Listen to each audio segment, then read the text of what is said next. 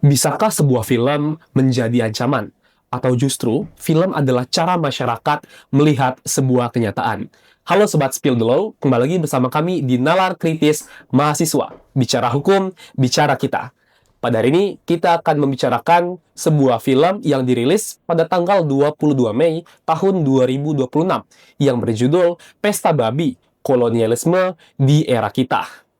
Jadi secara singkat, film ini menceritakan tentang proyek strategis nasional ataupun PSN yang menyoroti bagaimana pembukaan jutaan hektar hutan adat menjadi kawasan industri yang dijaga ketat oleh pihak aparat militer. Sehingga munculnya simbol perlawanan dari masyarakat lokal berupa salib merah yang menjadi bentuk protes masyarakat adat terhadap kejahatan dan juga kezoliman industri dan korporasi. Pada hari ini, sebelum kita melanjutkan pembicaraan, kami akan memperkenalkan terlebih dahulu narasumber kita yang sangat luar biasa, Bang Dikar Anumtiko, yang menjabat sebagai Gubernur BEM Fakultas Hukum Universitas Bengkulu, sekaligus juga aktivis yang seringkali menyuarakan berbagai macam aspirasi masyarakat. Apa kabar ya, Bang Dikar? Alhamdulillah sehat. Alhamdulillah sehat ya, Bang. Untuk Bang Dikar sendiri nih, udah berapa kali Bang nonton film Pesta Babi ini?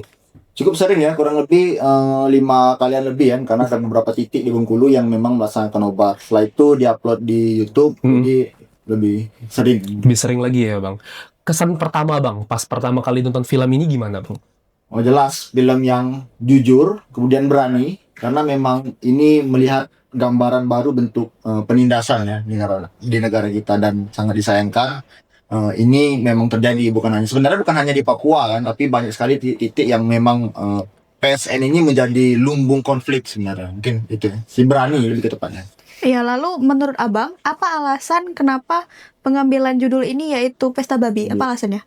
Ya, sebenarnya Pesta Babi itu kan bentuk salah satu agenda rutinitas dari masyarakat adat yang ada di sana kan. Jadi memang mereka itu melakukan satu agenda yaitu Pesta Babi, yang dimana babi itu kan dilepas di hutan, kemudian dalam beberapa tahun baru diburu lagi. Sebenarnya kalau menurut sependek pemahaman saya dalam melihat bagaimana pengertian dari sutradara, itu memang bentuk bagaimana sebenarnya alam itu yang sudah memberi kita sebenarnya. Itu sebenarnya banyak sekali konflik-konflik yang terjadi, konflik hukum, pelanggaran hak asasi manusia, pelanggaran hak masyarakat adat, dan itu tuh sebenarnya sudah dijamin di konstitusi. Tapi justru kita secara dengan mata telanjang lah kita melihat di dokumen tersebut sangat-sangat jujur kan terjadinya konflik di sana. Kemudian kemarin kan Bang, titik viral dari film Pesta Babi ini kan ketika ada mahasiswa Universitas Mataram mengadakan nobar kan Bang, kemudian dibubarkan oleh TNI. Nah itu apakah TNI punya kemudian TNI kemarin tuh alasan membubarkannya karena dinilai mengandung narasi yang provokatif. Bagaimana menurut Bang Dikar tentang TNI yang membubarkan ini? Mungkin negara kita hari ini takut dengan kejujuran ya. Karena sebenarnya bukan hanya militer bukan hanya tentara tentara negara Indonesia yang membubarkan, tapi justru yang sangat disayangkan itu dari pihak rektorat yang justru turut serta membubarkan agenda nobar tersebut, sehingga timbulan narasi provokatif, kemudian didanai oleh Soros lah, dana asing lah, anti asing dan lain-lain kan.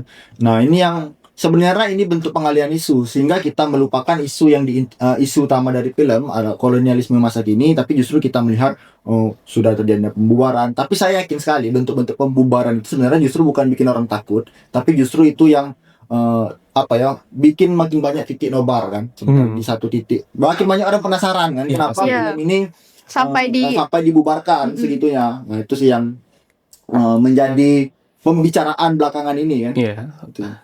Kalau kita lihat ya Bang, pengakuan dari sisi pemerintah sih katanya bukan mereka yang bubarin Bang. Sehingga muncul pertanyaan, kalau bukan pemerintah terus siapa yang bubarin gitu Bang? Nah, ini yang sangat lucu. Saya tidak tahu kenapa negara takut dengan dokumenter, takut dengan pendapat-pendapat. Nah, kemudian ada narasi pembelaan bahwasanya bukan pemerintah, yang memang bukan pemerintah, tapi pemerintah kita ini kan bukan hanya satu orang, bukannya presiden, tapi ada banyak sekali lembaga-lembaga negara yang mungkin tidak terima kalau film itu memang ditayangkan. Sebenarnya ya betul, mungkin salah satu golongan yang tidak membubarkan, tapi jangan lupa ada golongan lain yang juga turut membubarkan. Nah, kalau kita lihat PSN di sini kan dikawal militer dan terlibat konflik senjata setiap saat kan Bang. Apakah boleh militer itu masuk ranah sipil Bang? Sebenarnya walaupun ini yang sangat-sangat disayangkan lagi-lagi ya, ketika saya tidak tahu ini bentuk, kalau teman-teman juga pastilah teman-teman punya background hukum. Dari awal sebenarnya Presiden Prabowo Subianto dari Gibran Rakebuming Raka memenangkan Pilpres untuk duduk di posisi presiden wakil presiden itu dengan cara-cara yang curang. Ya pastinya dia mempertahankan bentuk agenda-agenda dengan cara-cara yang curang. Pastinya salah satu juga pelanggaran HAM. Nah, ini yang sangat disayangkan. Bentuk-bentuk bentuk-bentuk pengamanan. Kalau Soekarno bilang itu kan saya lebih enak sih ya, perang dengan bangsa asing. Kalau kalian lebih susah dengan bangsa sendiri. Dan kenyataan yang diomongin dengan Bung Karno itu hari ini terjadi. Kita perang dibenturkan dengan sesama kita. Kalau teman-teman lihat itu di masyarakat adat Maba Sangaji, itu mereka ditangkap juga karena menolak aktivitas pertambangan. Apalagi di PSN, kemudian ada di Rempang, kemudian kita geser lagi ke Merauke, itu juga terjadi kan. Banyak sekali bentuk-bentuk kekerasan. Sebenarnya ini sudah terjadi dari masa kemerdekaan Indonesia, bahkan sebelum kan. Nah, itu yang dikatakan Bung Karno tadi, tapi yang melakukan itu bangsa lain. Kali ini kan bangsa kita sendiri. Ini yang sangat disayangkan. Sebenarnya TNI itu menggunakan senjata itu sudah salah. Emang mau perang orang. Sebenarnya orang kan cuma mau mempertahankan hak atas tanah mereka, hak kehidupan mereka yang memang dijamin oleh negara lewat skema hutan adat, misalkan adat itu sudah diakui. Tapi hari ini dengan konstitusi kita itu dikasihlah label PSN tempat tersebut di Merauke, di Papua dan lain-lain. Itulah yang menjadi senjata, bahwasanya ini proyek vital negara dan harus dijaga keamanannya dan tidak boleh diganggu oleh siapapun. Sehingga itu yang saya rasa bentuk berpikir dari aparat keamanan ini bentuk penghancuran objek vital negara. Maka diperlukannya tindakan-tindakan yang represif itu, dan tidak dibenarkan sedikit pun terkait dengan penggunaan senjata dan kekerasan. Lalu apakah ada hubungannya Bang dengan yang dilakukan militer sekarang dengan revisi Undang-Undang TNI yang kemarin baru terjadi itu Bang? Nah, sebenarnya bukan sebelum revisi Undang-Undang TNI pun banyak sekali yang terjadi sebenarnya zaman semangat reformasi itu kan, hapusnya di fungsi ABRI. Nah, itu terjadi, tapi kita kecolongan sebenarnya. Ada beberapa momentum kita kecolongan sehingga di tahun 2025 Undang-Undang Revisi TNI itu disahkan. Banyak sekali bentuk-bentuk kesempatan TNI ini memasuki ranah sipil. Nah, ini yang sangat disayangkan. Pastinya terjadi kekerasan kan, dan sangat buruk pastinya kalau TNI itu kan bentuk arahan komandonya kan top down kan, dari atas ke bawah kan. Ya pasti itu sebenarnya prajurit itu arahan dari atas juga sebenarnya. Itu yang sangat disayangkan. Dan Undang-Undang TNI yang baru itu pastinya sangat berpengaruh terkait dengan masuknya TNI itu ke ranah sipil. Berarti sangat berpengaruh ya Bang. Terus kita bisa lihat ya Bang di film Pesta Babi kemarin, bahwasanya banyak masyarakat itu yang menjadi pengungsi akibat tanah adatnya diambil dan lain sebagainya. Lalu yang muncul pertanyaan adalah dikemanakan masyarakat adat ini Bang sebetulnya Bang? Apakah pemerintah menyediakan tempat tinggal untuk mereka atau apapun itu? Ini yang sangat-sangat disayangkan ketika kita masuklah PSN, masyarakat asli itu pasti terusir.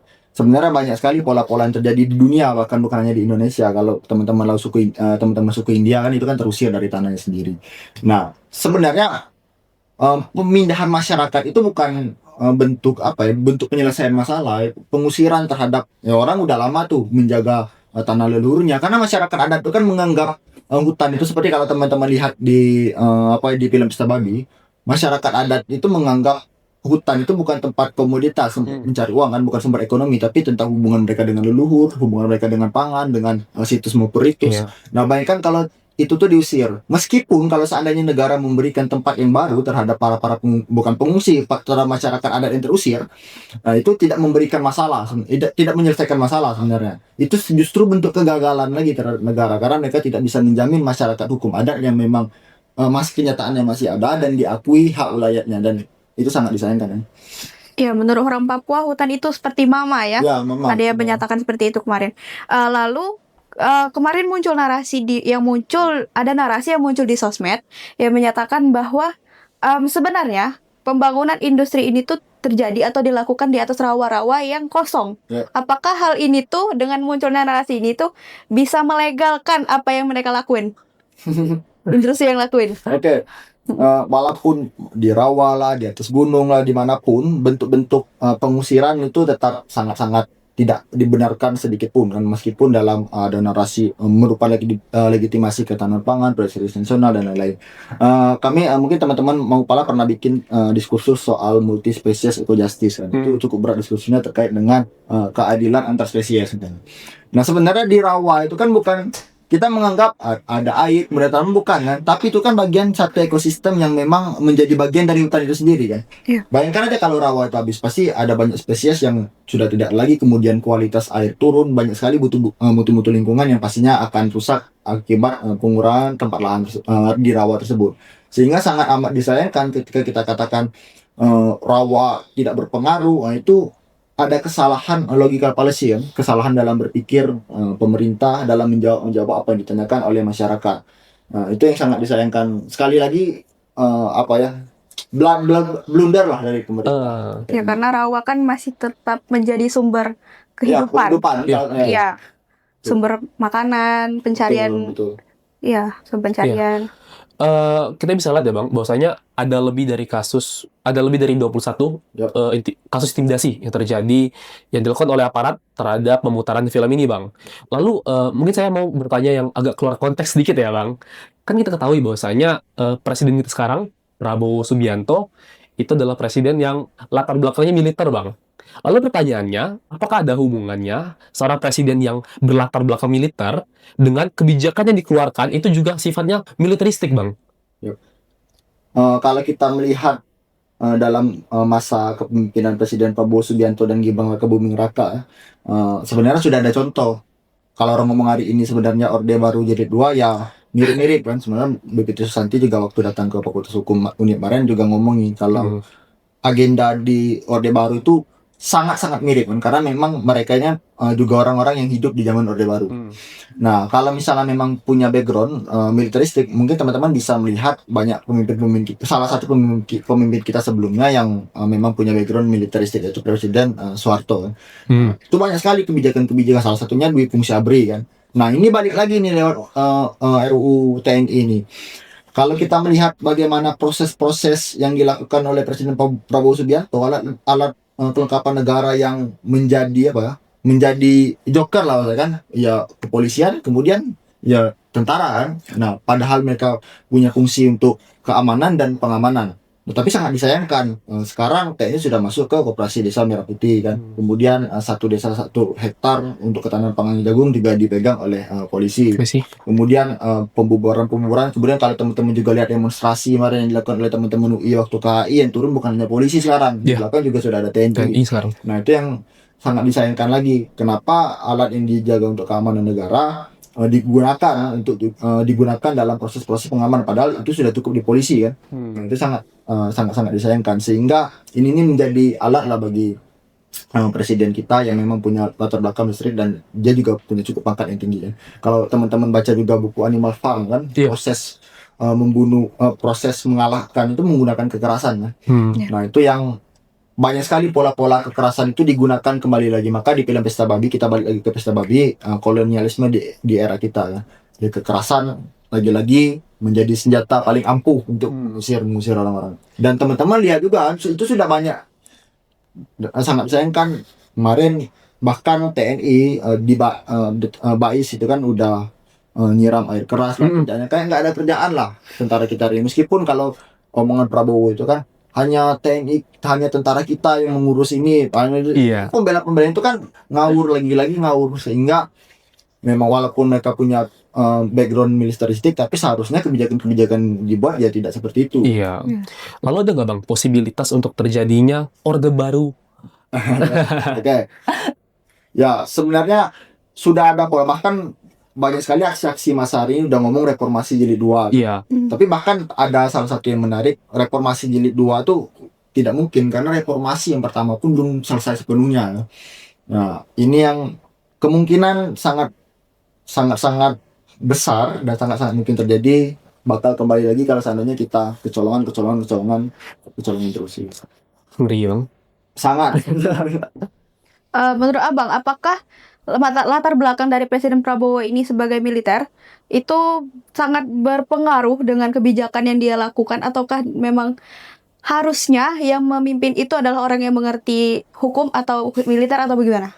Nah, sebenarnya kan Presiden Prabowo itu kan telah memilih menteri sebenarnya. Iya. Dan banyak orang-orang hebat yang pasti juga ngerti hukum. Salah satunya Yusril Iza Mahendra kan, yang memang banyak ngerti hukum. Tapi ya kayaknya presiden kita ini pokoknya setiap pidato itu kan ada aja kontroversinya kan. Setiap pidato ngomongin gini nggak penting lah, kemudian ngomongin yang makan-makan ini kan, Iya. yang penting itu makan kan. Iya betul sebenarnya, tapi ya seharusnya itu tidak keluar dari Mulut seorang presiden. ya, seorang kepala negara, kepala pemerintahan. Itu sangat disayangkan. Sebenarnya tidak mempengaruhi. Sebenarnya banyak juga kok negara-negara yang memang tidak punya latar belakang profesi hukum, kemudian latar belakang yang macam-macam juga bagus. Sebenarnya sangat-sangat sedikit lah apa namanya itu kesalahan-kesalahan yang dilakukan. Tapi ini kan udah banyak sekali yang terjadi oleh Presiden Prabowo Subianto, kesalahan yang blunder kan. Nah, dan presiden hari ini tidak memperbaiki, tapi justru keras kepala. Iya, tuh. Lebih milih untuk menentang ya daripada menerima. Ya, pada menerima. Iya. Itulah pemerintah hari ini ya. Kalau kita minta ini di blok, kemudian kita ngomong ini di blok, padahal bagian dari kebebasan untuk berekspresi, salah satunya dengan dibuat dengan film Pesta Babi ini bagian dari kebebasan berpendapat. Tapi negara kita hari ini kayaknya tidak mau menjamin hal itu ya. Dan udah nggak ada gunanya juga mungkin kita ngomong berbuih-buih. Berkaitan dengan kebebasan berpendapat tuh Bang. Kan kita ketahui respon pemerintah terhadap film Pesta Babi ini justru malah melarang, mengintimidasi, dan lain sebagainya kan Bang. Menurut Abang justru apa alternatif yang bisa dilakukan oleh pemerintah untuk mengcounter film Pesta Babi ini Bang, selain dengan cara intimidasi dan lain-lain? Sebenarnya kalau kita melihat dalam konteks perfilman di Indonesia, sebenarnya sudah ada film, misalnya film di Balas Film. Kalau teman-teman tahu film G30 SPKI kan, itu dibuat oleh pemerintah. Yang itu mungkin senior-senior kita setiap hari lahir Pancasila pasti diadakan nobar kan. Tapi itu sudah ada di film antitesisnya, yaitu film Jagal dan Senyap. Bagaimana proses-proses orang-orang PKI itu dilenyapkan. Kemudian kalau teman-teman baca tulisan Suwogi, itu ada 80.000 orang pembunuhan di Bali. Itu sebenarnya pergulatan intelektual itu seperti itu. Kalau misalnya dibuat film, dibahas dengan film, tulisan dibahas dengan tulisan. Tapi kita bisa menilai bagaimana intelektualitas penyelenggara pemerintahan hari ini, pengurus negara hari ini, ketika dibuat dengan film, dengan narasi yang jujur, dengan bukti-bukti yang pas, justru ya dibalas dengan gugatan lah, tindakan-tindakan provokatif, pembubaran, kekerasan dan lain-lain. Nah ini justru yang menandakan celah pemerintah bahwasanya mereka itu tidak mau lah sebenarnya, bukan tidak mau tidak mampu, tidak mau, kita juga bingung kan. Kita sudah memberikan solusi, tapi justru mereka yang seolah-olah ini solusi palsu, seolah-olah ini memecah belah bangsa kan. Nah itu yang sangat disayangkan, respon pemerintah itu yang sangat disayangkan hari ini. Berarti seharusnya dengan adanya film Pesta Babi ini, pemerintah harusnya nyiapin film lain untuk menentang hal tersebut ya Bang? Seharusnya kalau virtual kan, tapi saya tidak tahu yang justru yang start kepresidenan kan Dudung nanyain ini dananya dari mana kan. Ya sebenarnya itu kan nggak penting dari keluar konteks itu ya. Substansial dari film itu yang sangat-sangat penting. Kenapa terjadinya pengusiran masyarakat adat, kemudian tindakan-tindakan kekerasan dan lain-lain. Nah, itu yang seharusnya menjadi inti pembahasan, bukan dana dari mana, dituduh anti asing. Nah, itu yang lucu sih. Tapi pemerintah kita ini punya kebiasaan untuk membalas dengan kekerasan ya. Bang Dikan sendiri takut nggak sih ngebahas ini? Ya mau nggak mau kan. Sebenarnya kalau diomongin takut ya TNI kan, mereka punya senjata, mereka dilatih kekuatan fisik. Tapi kalau bukan kita yang ngomongin, ya siapa lagi kan? Iya betul. Karena kita lihat kemarin kan ada yang CNN ya, dikirim-kirim babi kan? Kepala babi. Bangkai kepala babi. Kemudian Tio kan yang mantan ketua BEM UGM itu dilacak kan. Banyak sih pastinya. Kemudian Andri Yunus disiram. Iya. Padahal ini tuh salah satu cara kita untuk menyampaikan aspirasi dan membenarkan mungkin satu jalan yang tidak benar dijalankan oleh pemerintah kita gitu. Kalau menurut Abang, emang bisa ya Bang, sebuah film itu benar-benar menjadi ancaman untuk sebuah negara Bang? Atau justru film ini merupakan sarana masyarakat untuk melihat kenyataan yang selama ini mereka mungkin belum ketahui Bang terkait kondisi di Papua? Ya bagi negara yang takut dengan kejujuran ya pasti menganggap film ini merupakan film yang sangat berbahaya. Kalau misalnya takut dengan kejujuran, karena film itu kan bukan film provokatif misalnya dan Iya. di langsung ngomongin film ini film yang di Papua itu jadi ini, tapi tidak, itu kan sudah ada bukti, sudah ada aktor, kemudian latar belakang kenapa terjadinya hal tersebut, kemudian bukti-bukti tindakan represi dilakukan oleh TNI itu kan sudah ada, sudah sangat jelas. Betul. Itu yang sangat teramat disayangkan sebenarnya. Dan di Laksono sudah banyak sekali dari Dirty Fort lah 1 dan 2 itu kan sudah film-film kejujuran dan itu evidence based berdasarkan bukti.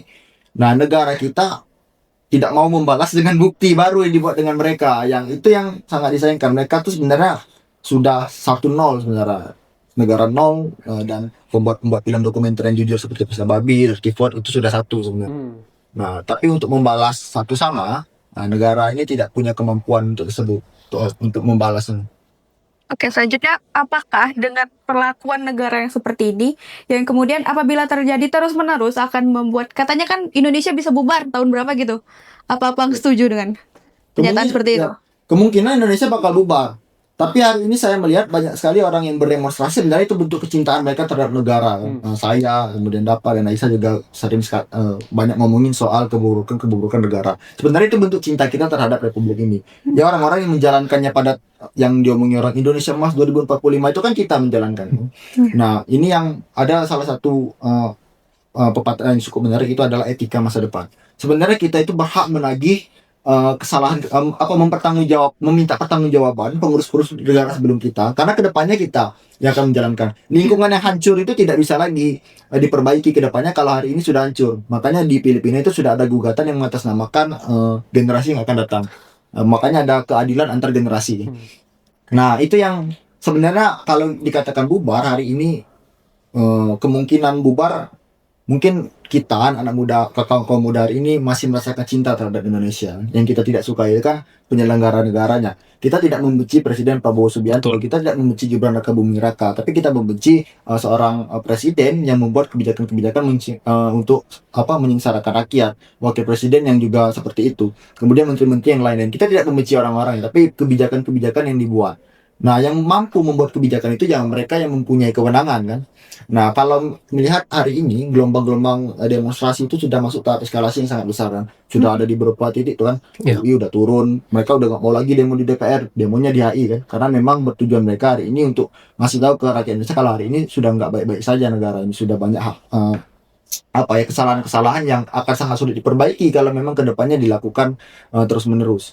Nah, saya kedepannya kemungkinan lagi bakal ada eskalasi-eskalasi yang lebih besar terkait dengan protes-protes kebijakan-kebijakan yang dibuat oleh pemerintah. Itu harapannya. Cuma ada 2 pilihan, kita bubar atau kita menyampai Indonesia Emas 2045. Kalau bubar nggak mungkin. Tapi kalau seperti ini atau lebih hancur, sangat besar mungkin. Kalau saya, Dapa dan Aisyah dan teman-teman yang lain juga diam. Ya, munculnya narasi ini kemarin juga diiringi dengan kemarin ada berita tentang anak SD yang demo ya. Iya. Kalau menurut logika Aisyah itu nggak masuk akal, anak SD disuruh demo MPG gitu. Berarti mereka nggak cinta negara ini dong, soalnya mereka demo dukung pemerintah gitu. Mereka lebih ke nggak ngerti nggak sih? Ya mungkin ya kalau pikiran ya mau kan anak SD yang dikasih makan ya senang-senang aja lah. Mereka nggak tahu soal APBN, APBD, kemudian dana minimum spending 20% yang diamanatkan konstitusi itu untuk pendidikan sudah diganti. Kemudian mereka juga mungkin nggak tahu dan CS itu ditangkap. Mereka juga nggak tahu kalau TNI hari ini sudah masuk ranah sipil kan. Nah, itu yang sebenarnya pola-pola pendidikan yang sebenarnya udah boleh kita sekarang tuh ngomongin sama anak SD soal kelacuran negara ini dalam proses mengurusi pemerintah, pengurus negara ini mengurusi negara hari ini. Sebenarnya sudah boleh, tapi itu sih sebenarnya bukan hanya anak SD kan. Iya. Sudah ada demo bayaran kalau teman-teman tahu yang Ibu-ibu kemarin ya. ibu-ibu, kemudian yang bukan hanya ibu-ibu, bahkan orang yang telah digadang-gadang sebagai mahasiswa itu moral force, agent of change kan, penjaga moral kan, agen perubahan. Tapi kalau teman-teman tahu di Fakultas Hukum Universitas Bung Karno kan itu dapat bayaran ketemu dengan Gibran Rakabuming Raka 20 juta. Jadi kalau katakan Malaka, idealisme itu adalah kemewahan yang dimiliki pemuda, dan hari ini nyatanya pemuda-pemuda itu sudah nggak ada lagi idealismenya. Justru itu membenarkan narasi mahasewa itu ya Bang. Ya, betul. Tapi yang nyewa malah pemerintah. Oke, mungkin kita agak keluar konteks nih teman-teman. Kita balik lagi ke pembicaraan pertama, yaitu terkait Pesta Babi ya. Saya ingin bertanya lagi Bang, dari persoalan film Pesta Babi ini, sebetulnya menurut Abang, apa yang paling penting untuk dibahas publik Apakah itu dampak lingkungannya, hak masyarakat adat, atau justru keterlibatan aparat dalam eskalasi konflik ini, Bang? Ya, sebenarnya apa yang dikatakan oleh DAPA itu sangat-sangat penting. Nggak ada yang skala prioritas ini lebih penting nggak. Itu sama-sama penting. Sama penting. Pelanggaran HAM perlu diperhatikan. Kemudian pengusiran terhadap masyarakat adat, masyarakat hukum adat itu juga perlu diperhatikan. Kemudian masuknya TNI Polri ke ranah proyek strategis nasional itu juga perlu diperhatikan.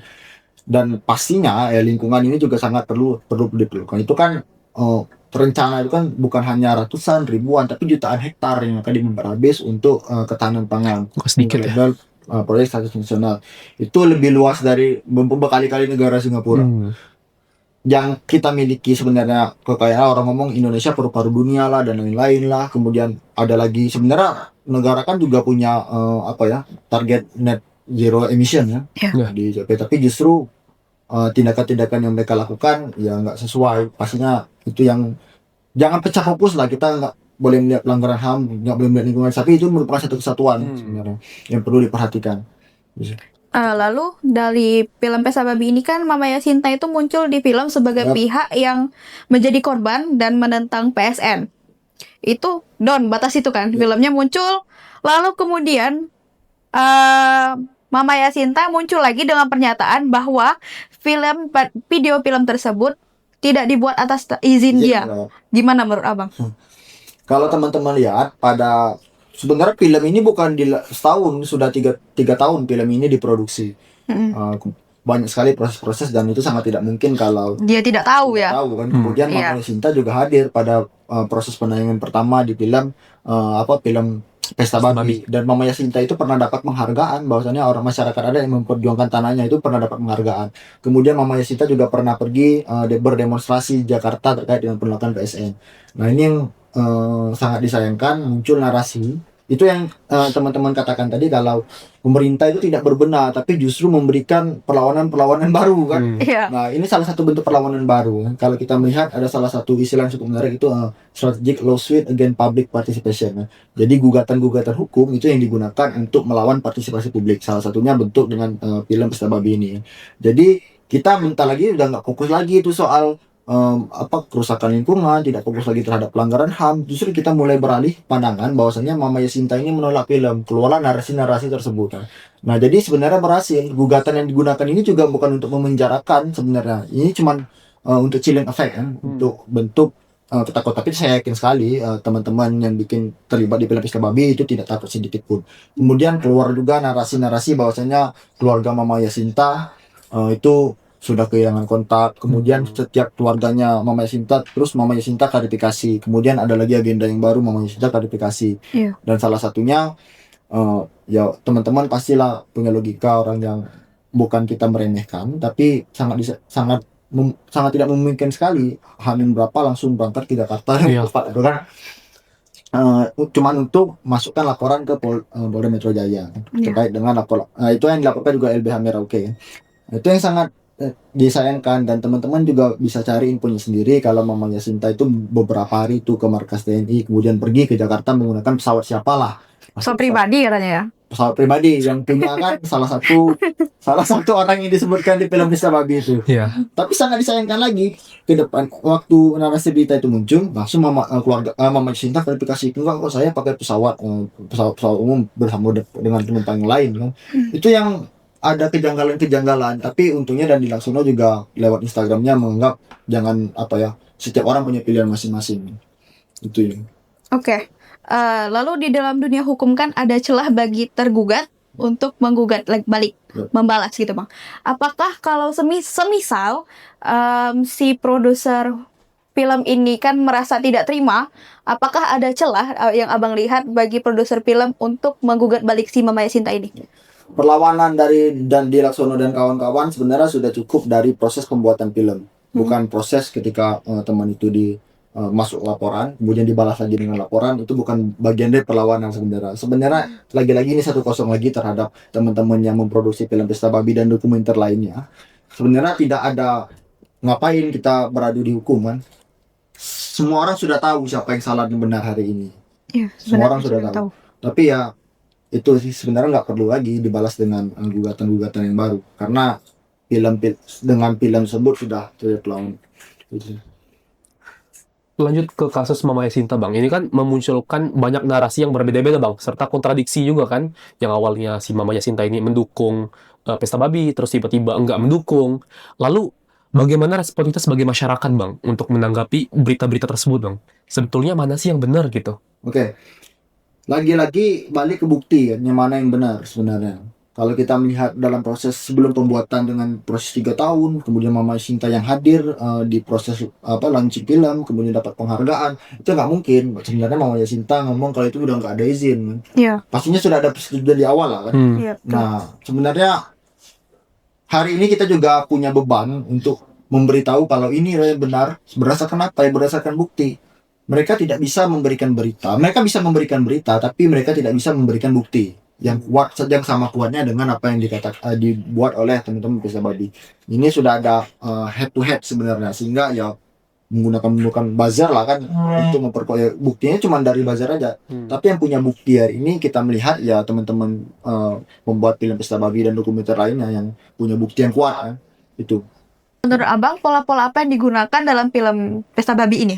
Ya, kalau kita melihat proses perebutan lahan ya, sebenarnya kalau teman-teman belajar soal agraria kan, kolonialisme itu, Hindia Belanda, pemerintahnya Belanda itu kan menggunakan istilah domain verklaring kan. Barang siapa yang tidak bisa membuktikan tanahnya, tanah tersebut menjadi milik negara. Tapi kita punya istilah, bukan pola-pola yang mirip, sebenarnya pengusiran juga, pengusiran yang baru, bukan domain verklaring sama persis seperti dengan Belanda, tapi kita punya pola pengambilan tanah yang baru.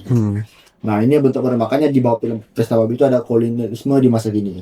Nah, itu yang sangat-sangat disayang. Kalau teman-teman baca buku kuasa eksklusi kan, Tania Muraili, ada 4 kuasa eksklusi. Yang pertama itu proses perbuatan tanah atau proses pengusiran masyarakat terkait dengan tanahnya. Yang pertama itu menggunakan legitimasi, yaitu ya lahirlah PSN. Udah dapet cap PSN, kan negara ada hak menguasai negara. Kalau pasal 33 ayat 3 Undang-Undang Dasar 1945, bumi, air, isinya itu dikuasai oleh negara, digunakan untuk kesemakmuran rakyat. Pertanyaan sekarang, rakyat mana yang makmur?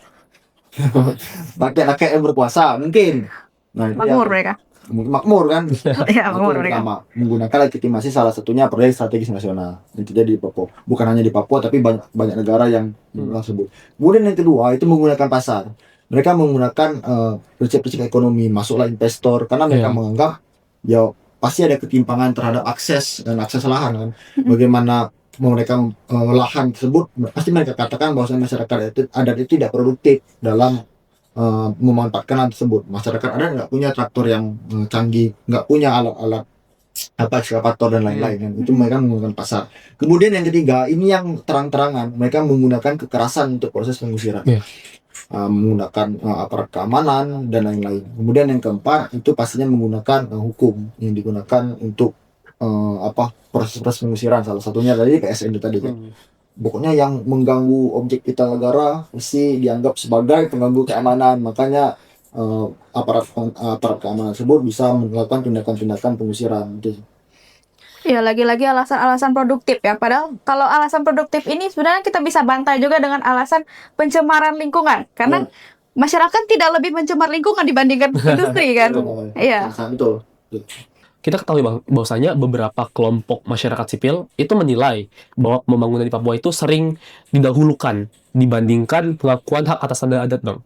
Lalu, apakah Abang melihat adanya kecenderungan demikian? Ya.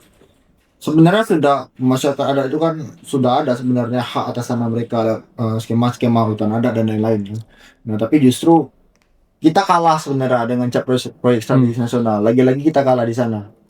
Masyarakat adat itu tidak punya kekuatan hukum untuk melawan proyek strategis nasional. Ya, itu dari pemerintah sudah saya katakan, hukum hari ini sudah menjadi alat untuk pembungkaman, untuk pengusiran, untuk legitimasi kekerasan, bukan justru melindungi rakyatnya. Nah, itu yang paradigma pemerintah hari ini menggunakan hukum ya bisa menggunakan hukum orang yang punya kuasa dan orang yang punya pemikiran yang baik ya. Dan mohon maaf, sangat-sangat disayangkan pendidikan yang seperti itu di Papua itu sangat-sangat terhalang. Teman-teman lihat sendiri, paling banyak sekolah-sekolah atau sarana-sarana pendidikan yang paling jelek ada ya di area timur sana, di tempat-tempat tertinggal itu banyak sekali ya. Dan itu juga tempat yang sangat baik untuk proses penggusuran lahan. Di mana coba teman-teman cari lagi ada jutaan hektar yang tersedia ya selain di daerah timur, karena memang hutan mereka masih asri. Nah, mungkin itu sih negara kita sebenarnya ini ada salah istilah itu bundle of rights kan. Di salah satu tempat ada banyak sekali hak-hak di sana. Ada hak masyarakat adat, kemudian hak negara untuk menjaga ketahanan pangan. Nah, tapi sangat disayangkan proses penafsiran negara terkait ketahanan pangan itu ya kita tidak tahu kan. Kemudian apa proses pemikiran negara terkait dengan menguasai negara demi kemakmuran rakyat itu, rakyat mana yang makmur? Nah, itu yang pertanyaan hari ini. Negara agak abai dengan masyarakat hukum adat. Yang terjadi dengan Indonesia sekarang itu sangat memprihatinkan ya, karena Sangat. Papua itu kan seharusnya menjadi tempat yang kaya ya, karena mineralnya kaya, hutannya kaya, bahkan banyak satwa-satwa yang nggak ada di tempat lain yang cuma ada di Papua, tapi mereka malah menjadi tempat yang tertinggal. Yang terjadi sekarang. Sebenarnya ada pertanyaan mungkin Dapa dan Aisyah sudah nanya ke saya kan. Saya mungkin memberikan satu pertanyaan ya. Ini Boleh. tidak memberikan perdebatan yang baru. Sepakat atau tidak Papua keluar dari Indonesia? Sulit. Sulit. Tapi kalau dilihat, mungkin kalau dilihat dari segi Indonesia berlarut-larut seperti ini terus, dan mungkin Papua akan mulai tertinggal terus. Kita kan manusia pasti punya perasaan egois ya Bang, punya ego. Kan? Dan ketika ego itu sudah menyatu, ada kemungkinan. Itu sebenarnya kalau teman-teman bisa tonton juga itu waktu debatnya Dandi Laksono dengan Budiman Sujatmiko, pertanyaan pertama yang dilakukan oleh moderator, sepakat atau tidak referendum Papua, dan Dandi Laksono sepakat dan Budiman Sujatmiko tidak sepakat. Sebenarnya kan di daerah timur itu sudah banyak yang proses melakukan pemisahan diri yang tapi dianggap negara sebagai tindakan Separatis. Iya. Salah satunya OPM yang berhasil itu ada di Timur-Timur, sekarang dia sudah jadi Timur Leste kan, yang dipimpin oleh Sanana Gusma kawan-kawan. Sebenarnya sudah banyak sekali proses-proses pengeluaran terhadap negara, karena hari ini teman-teman Papua itu ditindas. Mereka punya emas, punya mineral, tapi justru yang kaya itu bukan orang-orang di sana. Bukan hanya gitu, ini industri-industri ekstraktif, industri yang punya skala besar. Teman-teman lihat, mungkin ini juga menjadi perdebatan di komentar, nanti kalau ada yang komentar tuh ada atau enggak, mungkin Pak Dekan juga pernah ngomong, kami pernah podcast, kalau di salah satu tempat ada atau tidak yang punya industri yang sangat besar, masyarakat di sana itu hidup sejahtera, sangat justru menimbulkan konflik-konflik baru. Lahan sawit, kalau teman-teman baca buku Kapan Hak itu 150 perusahaan sawit melawan masyarakat, sehingga timbullah Kapan Hak. Masyarakat itu hampa, mereka tidak punya lagi hak terhadap hak atas tanah mereka di perusahaan sawit, belum lagi di perusahaan emas, kemudian mineral, kemudian ada lagi geothermal. Itu kan industri-industri yang justru menyengsarakan rakyat, dan semua hal tersebut ada di Papua.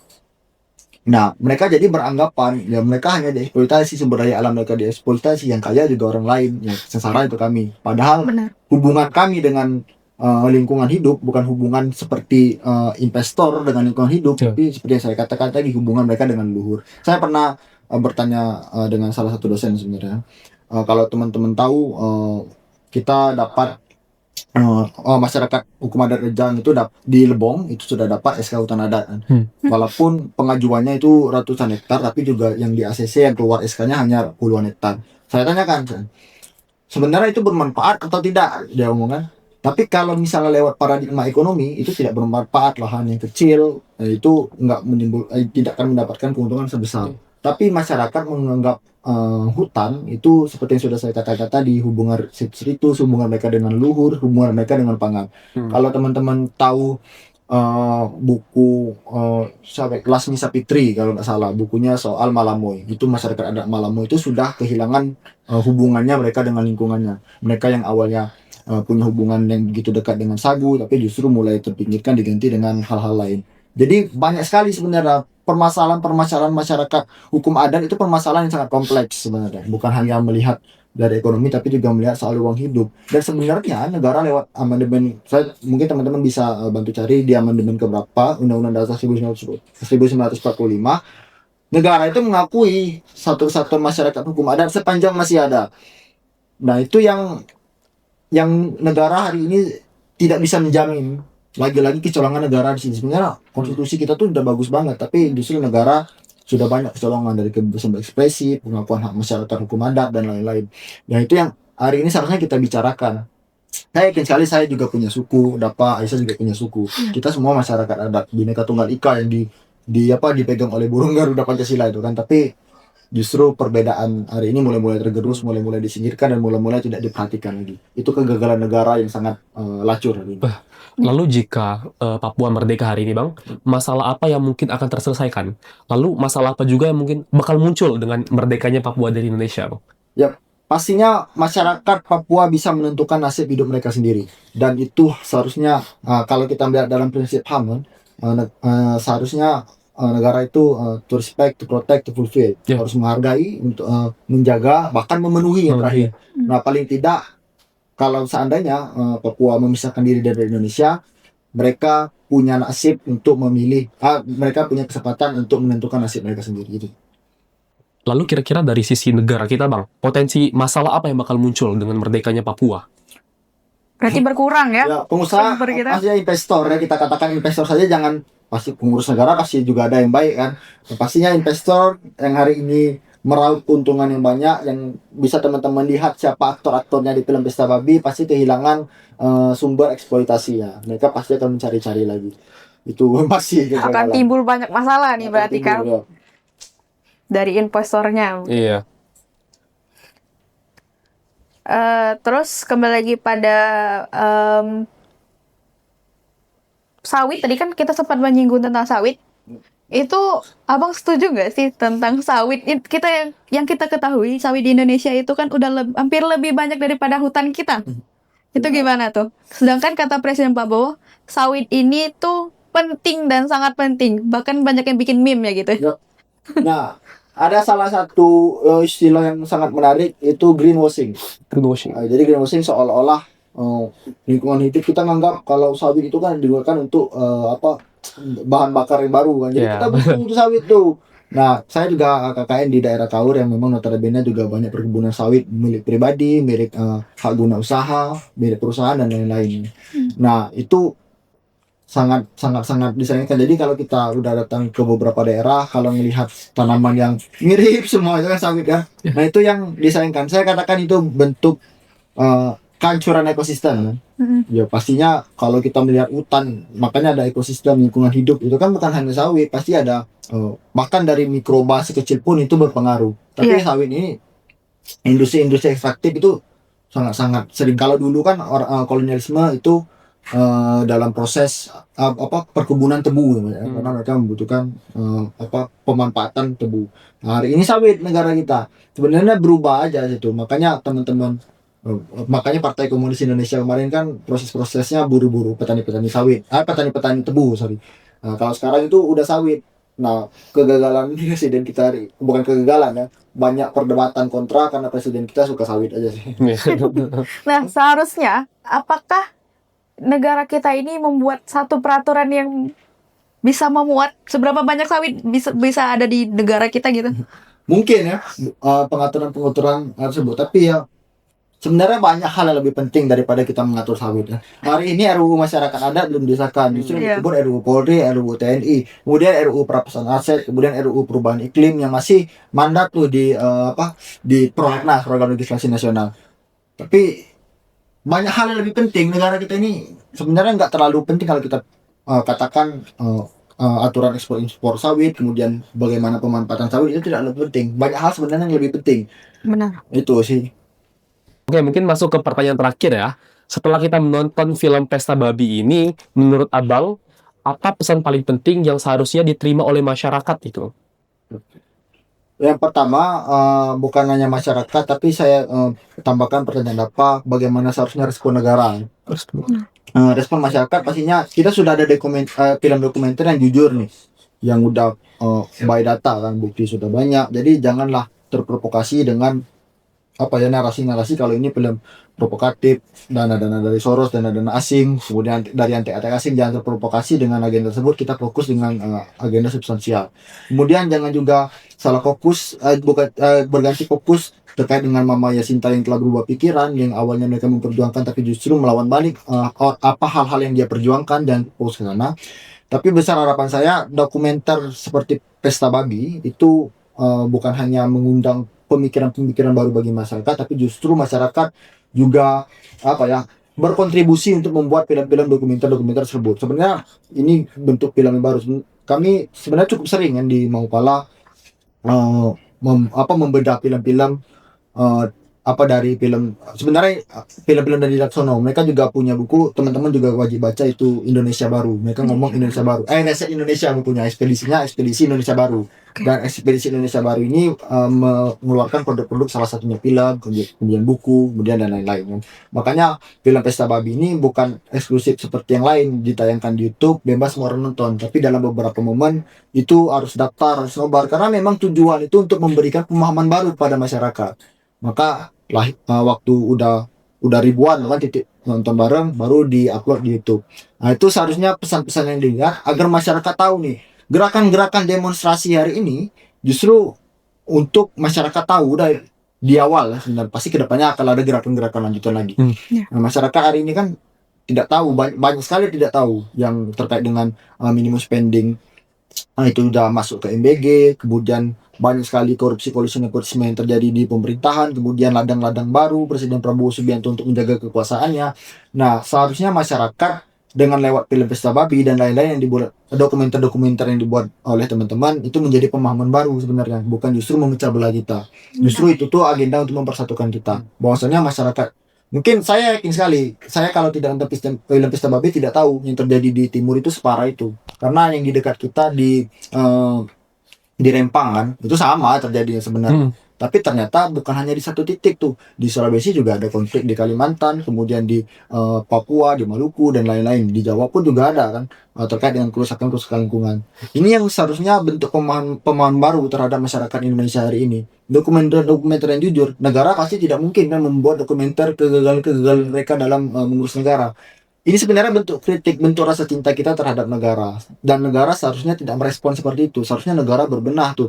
Kalau misalnya sudah ada pelanggaran HAM, ya mereka melindungi kan. Padahal kita sudah punya Komnas HAM, kemudian LPSK, Lembaga Pelindungan Saksi Korban. Tapi justru hari ini negara tidak menggunakan hal tersebut. Kemudian sudah ada pengusiran, kemudian padahal itu tuh masyarakat adat loh, bahkan sebelum ada negara mereka udah ada di situ kan. Nah, tapi justru hari ini ya mereka yang terusir, masyarakat asli terusir karena kita mau lewat teori kontrak sosial kan, kita harus patuh pada negara kan. Makanya ada salah satu buku yang menarik, Nenek Moyangku Seorang Anarki, itu dari Bima Putra. Kalau memang mereka tidak percaya terhadap negara karena mereka sudah punya wilayah sendiri, tapi mereka sebenarnya ini bentuk patuh terhadap, mereka mau masuk ke Negara Kesatuan Republik Indonesia. Nah, seharusnya negara itu menghargai masyarakat, hukum adat yang masih ada, termasuk juga hak mereka, hak hidup mereka, hak keamanan mereka. Tapi negara itu abai hari ini lewat dengan film-film dokumenter yang sudah jelas gitu kan. Teman-teman lihat, nggak perlu lagi dicari itu, searching aja di YouTube Pesta Babi, itu sudah ada film. Dan itu film-film yang sangat jujur dan sangat-sangat berani, dan ini bentuk perlawanan baru kan. Oke, jadi kita semua berharap bahwasanya dengan adanya film Pesta Babi ini membuka wawasan kita mengenai sebetulnya apa yang terjadi di kawasan Papua ya Bang. Tidak hanya Papua, tapi juga di berbagai macam wilayah di Indonesia. Dan kita semua berharap bahwasanya dengan adanya film Pesta Babi ini justru menyatukan kita dan bukan memecah belah kita. Oke, mungkin cukup sekian dari kami. Kami dari Spill the Law. Sampai jumpa di Nalar Kritis Mahasiswa yang selanjutnya. Bicara hukum, bicara kita.